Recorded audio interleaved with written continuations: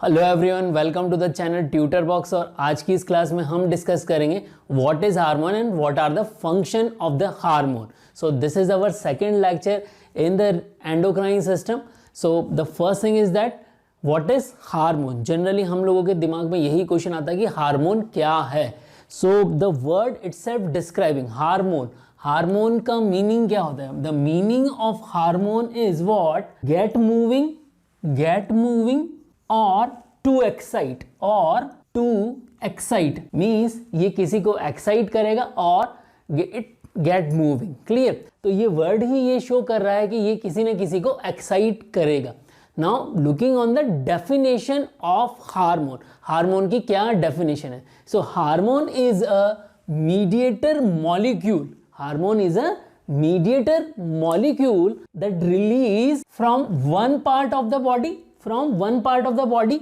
and regulate activities of cells from the other parts of the body.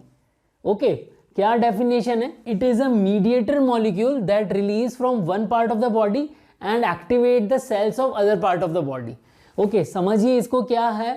Basically यहाँ suppose करिए ये हमारा क्या है, दिस इज सपोज करिए एंटीरियर पिट्यूटरी हो गया। ये क्या हो गया? Anterior pituitary.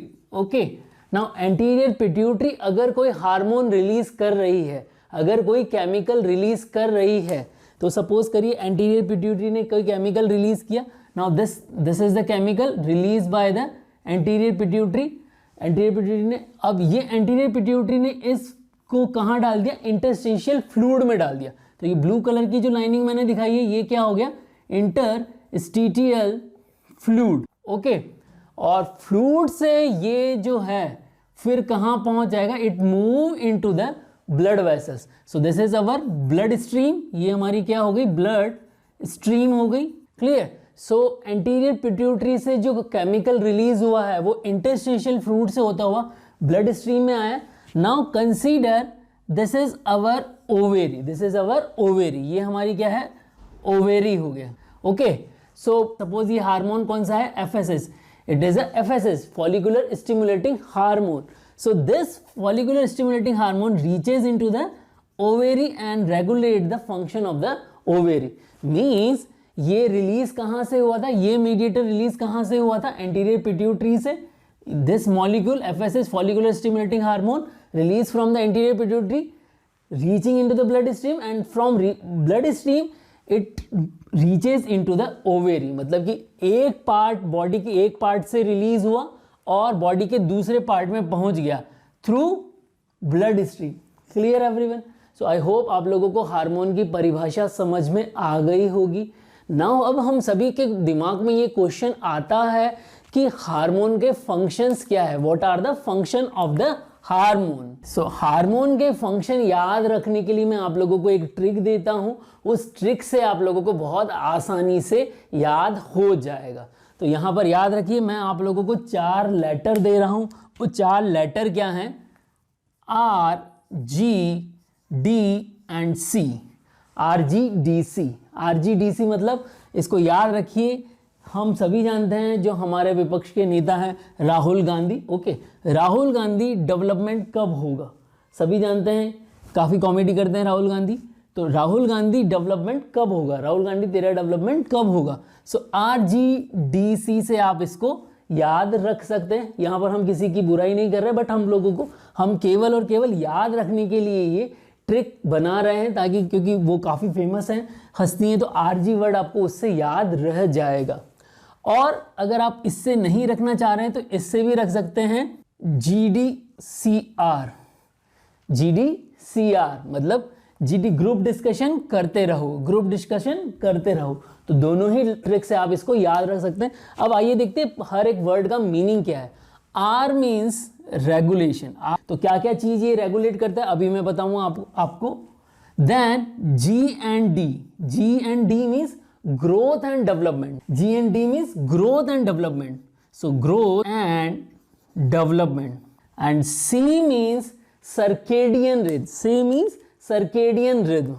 Okay, तो सर्केडियन रिदम आप समझते ही होंगे, जो कि हमारा पूरा साइकिल होता है हमारी बॉडी का। जैसे कब हम जागते हैं, कब हम उठते हैं, तो जो हमारी बॉडी का एक साइकिल होता है, हमारी हर एक्टिविटी का एक साइकिल होता है। जैसे कि हमें अगर रोज़ रात को 10 बजे नींद आती है तो हमेशा क्या होगा, 10 बजे ही नींद आएगी, और अगर हम 5 बजे उठ जाते हैं तो 5 बजे ऑटोमेटिक हमारी नींद खुल जाएगी। तो ये हमारी एक सर्केडियन रिदम है। So circadian rhythm is controlled by hormone, circadian rhythm is controlled by the hormone. Then growth and development, we all know, हम सभी जानते हैं कि ग्रोथ एंड डेवलपमेंट जो है हमारी बॉडी के हार्मोन्स के थ्रू कंट्रोल होते हैं। जैसे कि ग्रोथ हार्मोन है हमारा, वो क्या करता है, इसको कंट्रोल करता है। देन रेगुलेशन, तो रेगुलेशन में काफ़ी सारी चीज़ें हैं, तो क्या क्या रेगुलेट करता है, तो आइए फर्स्ट जो है, it regulate chemical composition and internal environment. तो ये किस किस को रेगुलेट करता है, chemical composition and internal environment of the body. Clear everyone. तो हार्मोन जो है, जो भी बॉडी के इंटरनल फ्लूइड हैं और जो भी इंटरनल एनवायरनमेंट है बॉडी का, उसको कंट्रोल करता है। मतलब जैसे बॉडी की पीएच हो गई या और भी जितने भी बॉडी में फ्लूइड है, तो उनके कंपोजिशन को ये कंट्रोल करेगा और हम कह सकते हैं कि ये रेगुलेट करेगा। Now what is the second function?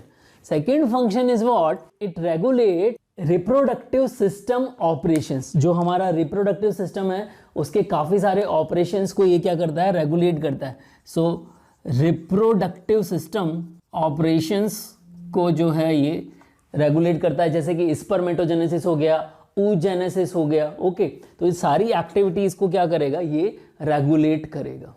Then the third one, contraction and relaxation of smooth muscle and cardiac muscle. So contraction and relaxation of smooth muscle and cardiac muscle. Clear everyone? जितनी भी हमारी cardiac muscle हैं जिनकी वजह से हमारा heart beat करता है, और जो स्मूथ मसल है जैसे कि ब्रोकाइज हो गई या जीआईटी ट्रैक्ट की स्मूथ मसल हो गई या फिर ब्लड वेसल्स हो गई, इनमें भी स्मूथ मसल हैं। तो इन सभी के कॉन्ट्रैक्शन रिलैक्सेशन को हार्मोन काफ़ी हद तक कंट्रोल करते हैं। Then the next one is metabolism and energy balance. So it control the metabolism and energy balance, as well as it also activate immune system activities. It also regulate the immune system activities. जो हमारे immune system की activity है उसको regulate करता है। तो I hope आप लोगों को यहाँ पर फंक्शन समझ में आ गए होंगे। फंक्शन क्या हो गए हमारे, RGDC से आपको याद आ जाएगा, R फॉर रेगुलेशन, जो कि काफ़ी इंपॉर्टेंस रखता है। रेगुलेशन किस किस का कर रहे हैं, बॉडी के जितने भी केमिकल फ्लूइड्स हैं, केमिकल कंपोजिशन है, इंटरनल एनवायरनमेंट उसका कंपोजिशन का रेगुलेशन हो गया, रिप्रोडक्टिव सिस्टम की ऑपरेशंस का रेगुलेशन हो गया, मेटाबॉलिज्म एंड एनर्जी बैलेंस का रेगुलेशन हो गया, इम्यून सिस्टम की जो एक्टिविटी है उनका रेगुलेशन हो गया, as well as contraction and relaxation of smooth muscle and cardiac muscle fibres, तो उन सबका क्या हो गया, रेगुलेशन हो गया। Then G&D, growth and development, पूरी बॉडी का growth and development is depend कर रहा है, as well as circadian rhythm का एस्टैब्लिशमेंट, सर्केडियम रिदम को एस्टैब्लिश करने में काफ़ी हद तक हेल्प करेगा with the help of melatonin, जो मेलेटोनिन हार्मोन पीनियल ग्लैंड से रिलीज हो रहा है उसकी मदद से ये सर्केडियन रिदम को सेट करेगा। सो आई होप यहाँ पर आपको हार्मोन की डेफिनेशन समझ में आई होगी और साथ ही साथ इसके फंक्शन भी समझ में आए होंगे। सो यहाँ पर कुछ MCQ मैंने आप लोगों से डिस्कस किए हुए, इन MCQ के आंसर आप कमेंट बॉक्स में लगे, और अगर आप लोगों को लगता है कि ये लेक्चर यूजफुल है तो इस लेक्चर को ज़्यादा से ज़्यादा बच्चों तक शेयर करिए। जय भारत, जय हिंद।